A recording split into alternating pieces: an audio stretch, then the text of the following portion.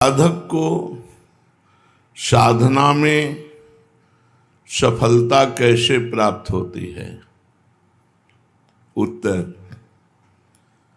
ये तीन बातें जिसकी साधना में होती हैं वो सफलता को प्राप्त हो जाता है।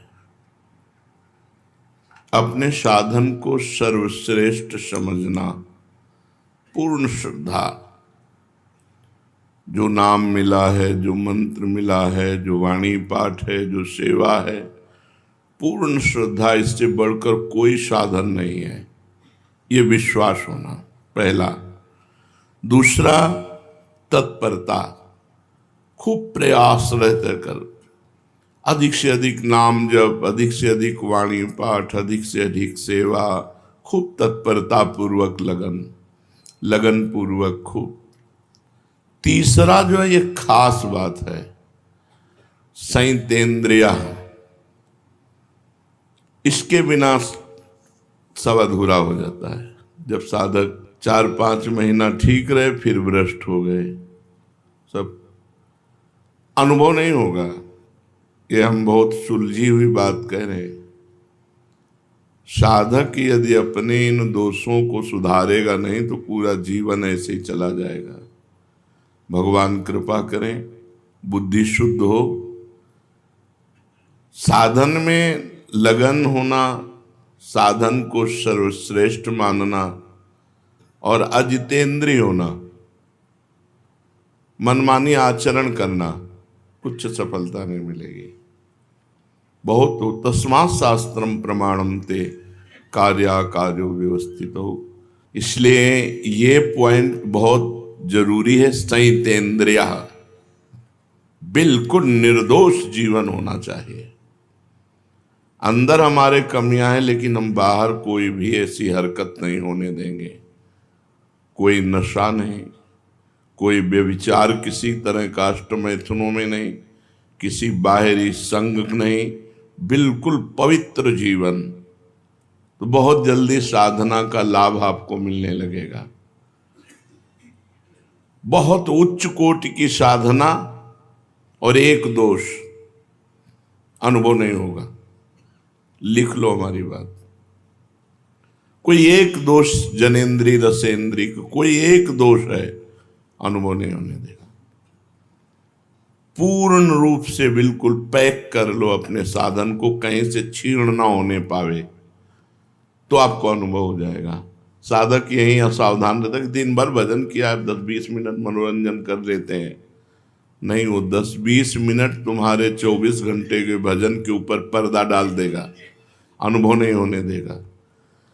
इसलिए बहुत सावधान, ये हम अपने हृदय की बात कह रहे हैं कि अगर आप साधन कर रहे हो तो अपने साधन को बचाना भी सीखो, उसको लुटाओ मत, गलत जगह मत लुटाओ। किसी को पीड़ित देख रहे हो, दुखी देख रहे हो, फिर प्रार्थना कर दो, अपना भजन दे दो, चलेगा। लेकिन इंद्रियों की गुलामी में भजन को छीण कर देना है, बिल्कुल अनुभव नहीं होगा बहुत लंबे समय तक, और आपको साधन में अश्रद्धा हो जाएगी और तत्परता तो रह ही नहीं सकती है। जितेंद्रीय पुरुष तत्पर नहीं रहता। सबसे बड़ा दोष होता है कि जब हमसे गलती होती तो हमें अपने साधन पर अविश्वास हो जाता है, और जो संयतेंद्रिय नहीं है उसकी दिनचर्या एक जैसी कभी चल ही नहीं सकती। ये पहचान है। एक जैसी दिनचर्या संयत इंद्रिय वाला, संयतेंद्रिय, तब ज्ञानम लब्ध्वा पराम शांति मचिरेणाधिगच्छति। श्रद्धावान लभते ज्ञानम तत्परा संयतेंद्रिय। दो साधन तो इसमें स्पष्ट प्रकट हो गए, तत्परा, संयतेंद्रिय और श्रद्धा। अपने साथ तीनों बातें इसमें आ गई। अपने साधन पे पूर्ण श्रद्धा, सर्वश्रेष्ठ समझना, और तत्परता पूर्वक, लगन पूर्वक साधन को करना, और साधन में कोई छिद्र न रहने पावे। जैसे आप वैरागी हैं तो किसी माता बहन से किसी तरह संबंध न होने पावे। माता बहनों को चाहिए कि किसी तरह पुरुष से संबंध न होने पाए, किसी भी तरह। अगर आपने इस आज्ञा का उल्लंघन किया तो नष्ट हो जाओगे, और जब नष्ट हो गए तो न मन लगेगा तुम्हारा साधना में, न भजन में, बिल्कुल नहीं लगेगा। और ऐसे रोज उत्साह बढ़ता चला जाएगा। देख लेना, कुछ दिन जब तक पाप नष्ट होते हैं तब तक आनंद नहीं मिलता, नहीं फिर जब आनंद मिलने लगता है, निष्पाप हृदय हो जाता है, फिर क्या कहना, फिर तो कोई रोक ही नहीं सकता परमार्थ में। तो साधन सिद्ध होने में सबसे बड़ा योग है संयतेंद्रिया का। श्रद्धा और तत्परता ये तो जरूरत है ही, लेकिन ये होते हुए भी यदि अजितेंद्रिय है तो अनुभव नहीं होगा।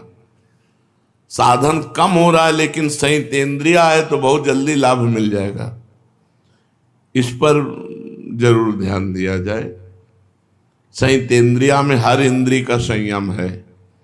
श्रवणेन्द्री, घ्राणेन्द्री, नेत्रेंद्री, रसेंद्री, जनेन्द्री, खास करके दो में बिगड़ता है साधक, रसेंद्री और जनेन्द्री में। अगर रसेंद्री ठीक है तो फिर जनेन्द्री का शासन कर सकते हो, और रसेंद्री ठीक नहीं तो जनेन्द्री का शासन नहीं कर सकते हो। रसेंद्री ठीक है और जनेन्द्री का कुसंग हो रहा है तो भी नहीं बच पाओगे। 5 मिनट हम हंस करके बात कर लेते, 5 मिनट में तुम्हारा सब काम हो जाएगा। तुम्हारे चित्त का अपहरण हो जाएगा, तुम्हारा ध्यान खिंच जाएगा, तुम्हारी मानसिकता बिगड़ जाएगी, तुम्हारे अंदर काम वेदना जागृत हो जाएगी, इतनी असहनीय हो जाएगी कि आप भ्रष्ट हो जाएंगे। ये हम बातें नहीं कर रहे, बिल्कुल यथार्थ कह रहे हैं। चाहे जितने तुम प्रवीण हो, तुम्हारी बुद्धि को भ्रष्ट करके और कुमार्गगामी प्रक्रिया करा न दे माया, तो फिर माया क्या है? इतनी बलवती, इसलिए शास्त्र की आज्ञा का उल्लंघन कदापि नहीं। पूरे जीवन भर जिनको सेवा दी गई है उनके ऊपर भगवान का सुदर्शन चक्र है, वो बुद्धि सुधारेंगे। साधन को चौपट करने का बिल्कुल सरल उपाय, इधर उधर ताक झांक शुरू कर दो, तुम्हारा साधन चौपट। अब तुम्हारा एकांत में चिंतन उसी का बनेगा। साधक चाहे स्त्री साधक हो चाहे पुरुष साधक हो, जब तुमने जीवन को भगवान को अर्पित किया है तो एक बार निराशा अपने मन में डाल लो, मुझे जीवन में कभी पुरुष संयोग नहीं करना, ना हस्तमैथुन करना है, ना किसी प्रक्रिया को स्वीकार करना है। ऐसे ही मुझे जीवन में कभी स्त्री संयोग नहीं करना, ना किसी प्रकार की कोई प्रक्रिया करनी। अजितेंद्रीय पुरुष को सफलता कभी मिलती ही नहीं परमार्थ में। इसलिए बहुत संयम, बहुत संयम, और यही संयम तुम्हारी तपस्या बनेगी, और यही तपस्या भगवान की प्राप्ति कराएगी। तास्तितिक्षस्व भारत, ये आने जाने वाले विकार हैं, और ये तभी विकार हावी होते हैं, हमने देखा है, जब भोजन गलत हो जाएगा या संग गलत हो जाएगा, तभी विकार हावी होते हैं। भोजन और संग, ये दो अगर बिगड़ गए तो साधना को चौपट कर देंगे। इसीलिए थोड़ा जबान संभाल के खाओ और दिमाग होश रखकर संग करो।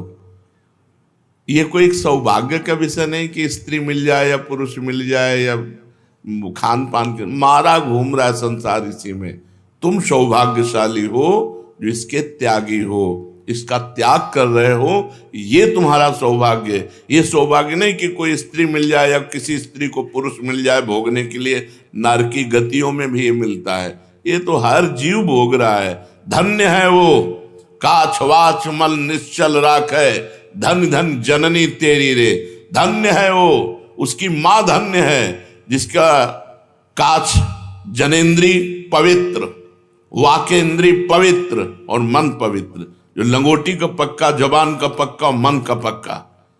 अगर जीवन भगवान को दिया है तो ये पक्का कर लो कि चाहे विश्व की सुंदरी आ जाए, चाहे विश्व के देवराज ही क्यों ना आ जाए, दोनों पक्षों में बिल्कुल निश्चित। और जिस दिन तुम्हारा मन खराब हो उस दिन उपवास कर लेना, ये हम दवा बता रहे हैं। जय दिन खराब रहते दिन भोजन मत पाना, पानी केवल पीना, अपने आप ठीक हो जाओगे।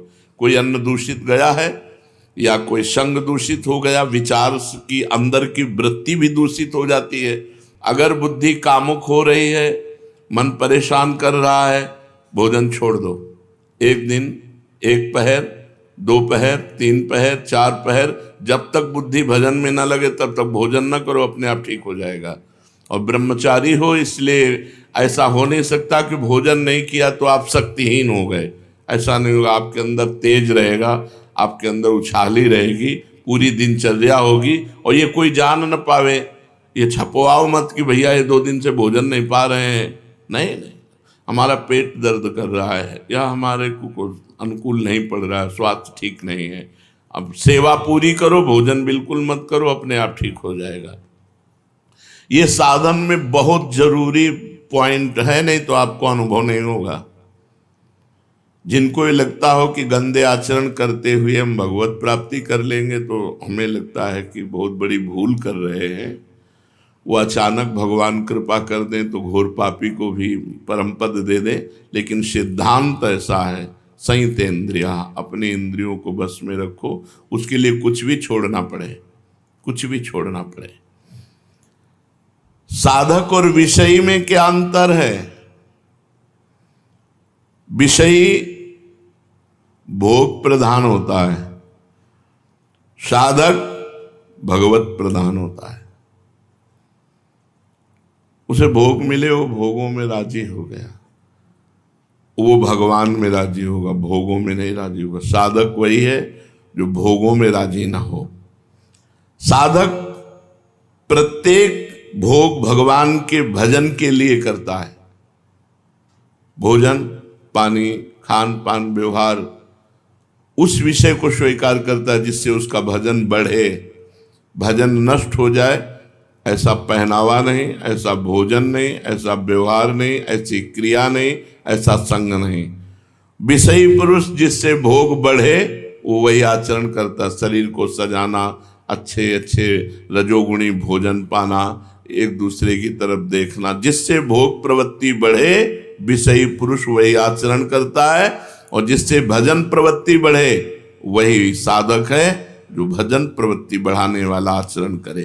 प्रत्येक कर्म भगवान के लिए करे, प्रत्येक कर्म का फल भगवान, भगवान के सिवा जिसके जीवन में नहीं वो साधक। और जो प्रत्येक कर्म भोग के लिए करे, प्रत्येक कर्म का फल भोग, वो विषयी पुरुष है।